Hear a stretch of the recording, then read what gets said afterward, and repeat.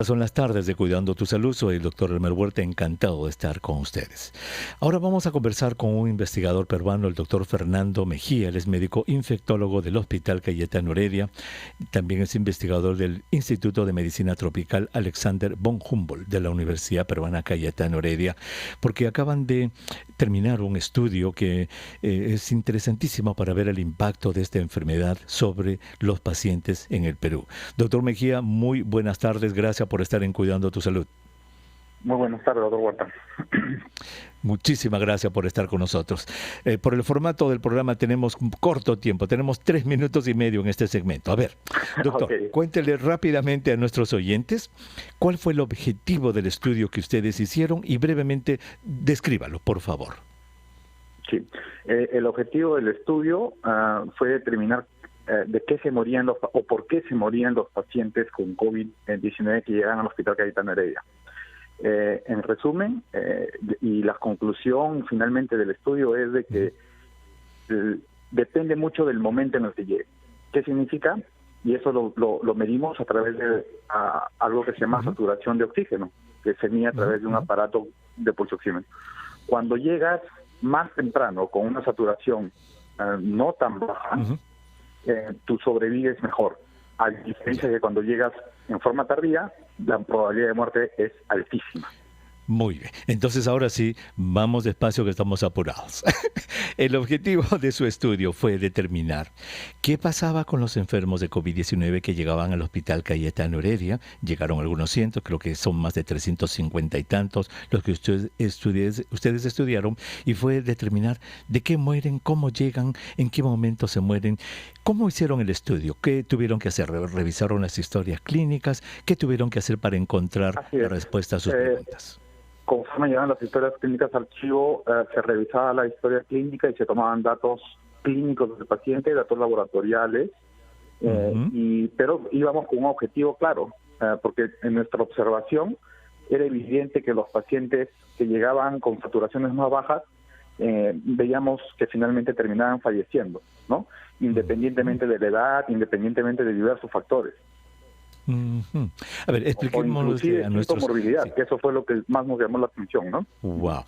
Expliquémosle a nuestros oyentes, doctor Mejía, en qué consiste esto de la saturación. Cuando uno respira aire, el aire tiene oxígeno, eso pasa a la sangre, y en nuestra sangre, el nivel de oxígeno, lo que se llama la saturación de sangre, tiene que estar por encima de 95 más o menos, ¿no es cierto? 95, 96, ese es el número de la saturación.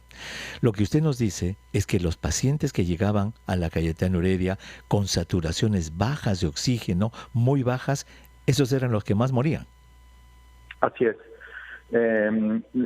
En Cayetano, el 30%, cerca del 30%, o sea, 3 de cada 10 pacientes que llegaban tenían una saturación menos de 80, que es una forma muy severa.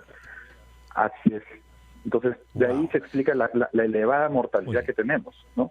Y eso es reflejo finalmente de la falta de monitoreo fuera del hospital. A eso vamos a ir. En el próximo segmento vamos a entrar a eso, porque lo que yo veo aquí, efectivamente, es que 50% de los pacientes que ustedes recibieron murieron, 50%, mientras que en las clínicas particulares la mortalidad solamente es del 10%.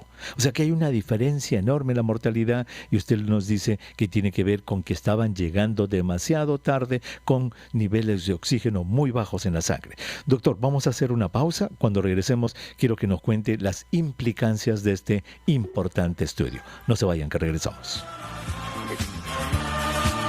Soy el doctor Elmer Huerta, encantado de estar con ustedes. Estamos conversando con el doctor Fernando Mejía, quien es investigador de la Universidad Peruana Cayetano Heredia, porque ellos quisieron saber por qué motivo los pacientes se están muriendo tanto en el Hospital Cayetano Heredia. 50% mueren, comparado con 10% en las clínicas. ¿Por qué? Y lo que ellos observaron, después de revisar más de 300 historias clínicas, señora, es de que, ¿sabe qué? Llegan muy tarde. Llegan con los niveles de oxígeno de su sangre. Los pacientes están llegando muy tarde. El 30% llegan con menos de 80 de saturación, cuando lo normal, señores, 95. Doctor Mejía, Y entre las razones por las cuales la gente llega tarde, ¿por qué está llegando tarde al hospital?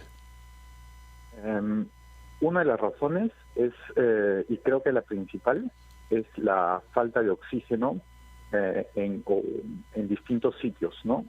¿Qué significa? Muchos de los pacientes que llegaban ya habían visitado otros lugares. Cuando dice lugares, ¿qué cosa es? ¿Otras qué? Otros hospitales, otros centros, buscando oxígeno, porque empezaban a sentir algo de disnea o empezaban a... iban a otros hospitales y finalmente paseaban buscando oxígeno donde hospitalizarse y finalmente llegaban a Cayetano. Cayetano en un momento llegó a tener el 50% de su población COVID en áreas que no le correspondía. Digamos, Cayetano está en San Martín de Porres y su área de influencia es el cono norte, pero venían pacientes del cono sur, del cono oeste, porque finalmente no eran recibidos porque había falta de oxígeno y llegaban. ¿No? Esa es una de las razones. La otra razón es porque no percibían la hipoxemia, la baja saturación, porque los pacientes, esta es una enfermedad engañosa, los pacientes pueden estar despiertos, pueden estar hablando, pero pueden tener la saturación baja. Entonces, ya cuando los pacientes se sentían mal, ya estaban con la saturación claramente muy baja, ¿no? Entonces, este mensaje de quédate en casa y acude cuando te falte el aire es muy tardío. Okay.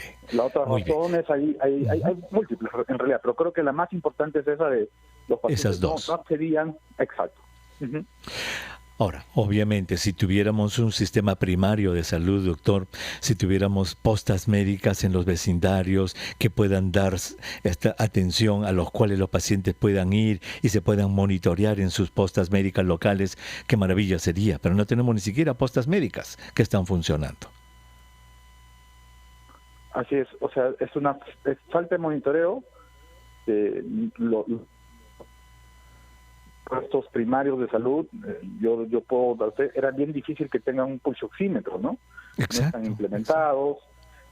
Y también es una cuestión de organización, ¿no? Y de prioridades, yo creo, ¿no? O sea, se priorizó y se sigue priorizando, que hay que ser realistas, es incierto el beneficio de los tratamientos porque no hay ningún tratamiento específico para COVID, cuando hay que priorizar el monitoreo, ¿no? O sea, exacto. A ver, se le cortó se le cortó la llamada. ¿Qué dijo? Que no hay que priorizar, que esa parte se cortó, disculpen, en su teléfono. O sea, todo depende de Ay, qué pena. Los celulares, cómo nos traicionan justo en el momento. Como el novio le está diciendo a la novia, amor, quiero decirte... Y se le va. ¿Qué me has dicho? ¿Qué me has dicho? Lo que está diciendo el doctor Mejía es muy importante, pero qué pena el celular no nos deja que nos comuniquemos. Me parece que lo que ha querido decir es que los pacientes... ¿Ya está ahí, doctor? No, se cayó. Ahora lo vamos a retomar. Ahora sí, ya está. Doctor, por favor, si pudiera, por favor, explicar que se ha cortado bastante la última parte de su diálogo. Sí, que cuando uno enfrenta una enfermedad, una pandemia, una epidemia, todos los frentes les puede parecer importante, ¿no? Pero siempre hay uno que es más importante y que determina finalmente la mortalidad de las personas, ¿no? Los tratamientos pueden ser eficaces, nadie lo sabe. Actualmente son inciertos los resultados. La tendencia con hidroxicloroquina es la que quizás no funcione. Y ¿no? Con ivermectina igual, exacto. Y con ivermectina parece que va por ahí. Y lo otro es, como yo explicaba, es la UCI son importantes, sí, pero la UCI solamente te va a salvar un paciente al mes por cada cama de UCI que implementes, porque los pacientes se quedan 2 semanas como mínimo en la UCI, y en un mes pueden ingresar 2 pacientes y la mortalidad a nivel mundial es 50%, o sea, por cada cama de UCI que yo implemente se va a salvar solamente un paciente. Correcto. Entonces, versus, el truco está en la detección temprana, es decir, exacto, tratar de detectar temprano en la casa estos niveles bajos de oxígeno, y para eso una de dos: dar o tenemos soporte. un sistema primario bien desarrollado con postas a la que la gente puede ir a su vecindario, que no lo tenemos, o lo otro más fácil es que se compren estos oxímetros, doctor, de pulso. Sí, yo justo hablaba de la estrategia, debería ser monitoreo. Si en ese momento está caro, idealmente toda familia debería tener un pulsoxímetro. Si no es posible, una manzana. Si no es posible, un barrio, las postas. Es una cuestión más de organización, la solución, Ujú, que finalmente de inversión, ¿no? Es cuestión de organizarse. Y una cosa es ujú. detectar, pero ¿qué pasa cuando detectas y no hay lo que necesitas darle, que es oxígeno? Exacto, Ese es un exacto, problema. Entonces, la prioridad exacto. debe ser que no haya desabastecimiento de oxígeno. Plantas de oxígeno en los centros primarios, en los hospitales de nivel 2, en los hospitales generales. Eso es lo prioritario, ¿no? Exactamente. Y al respecto, doctor, hay algo muy raro con esto del oxígeno. Solamente hasta el 31 de diciembre, doctor, y eso debe usted saberlo, se ha hecho o dado permiso, entre comillas, para que se use oxígeno del 93% para arriba, y desde el 1 de enero se va a volver al 99.9%, cuando aquí en Estados Unidos acá usamos oxígeno del 93%. Yo creo que el ministro de Salud, el presidente del Consejo de Ministros y el propio presidente de la República tienen que responder por qué solamente hasta el 31 de diciembre vamos a tener oxígeno de 93% y por qué no regresamos a lo que teníamos antes del 2010. Usted sabe ese problema, ¿cierto, doctor?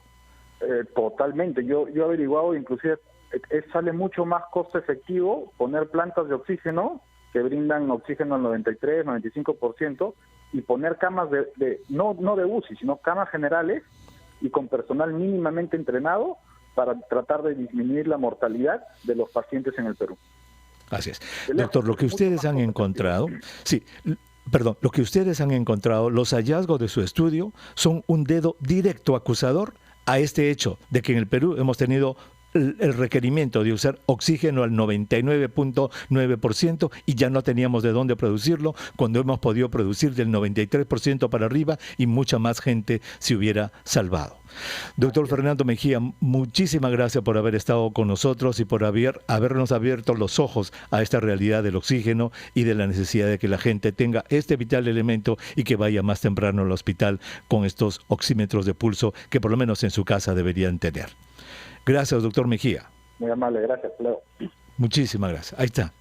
Señora, si usted no entendió este problema, en el año 2010 se firmó una resolución ministerial para que el oxígeno solamente sea del 99.9%. Y cuando se dieron cuenta, solamente habían 2 empresas que la podían hacer en el Perú. Y mire lo que han encontrado estos investigadores. Por falta de oxígeno se muere la gente. Entonces el gobierno saca un decreto ley. Hasta el 31 de diciembre nada más vamos a permitir que tengamos el 93%. O sea que desde el 1 de enero volvemos a lo anterior. Bueno, acá el ministro debe tener algo que decir, el presidente del Consejo de Ministros tiene algo que decir y el propio presidente de la República tienen algo que decir. Tenemos que regresar a lo que teníamos antes, es decir, que podemos usar, así como se usa aquí en Estados Unidos y en Europa, oxígeno al 93% y dejemos de tanta cosa de que 99.9%. Miren, esa carencia, mire lo que ha originado la muerte de tanta gente. Terrible. Vamos a regresar. Vamos a regresar con Rachel Watson. El tema de ella es posible promover en nosotros emociones positivas. Después de esto, le voy a pedir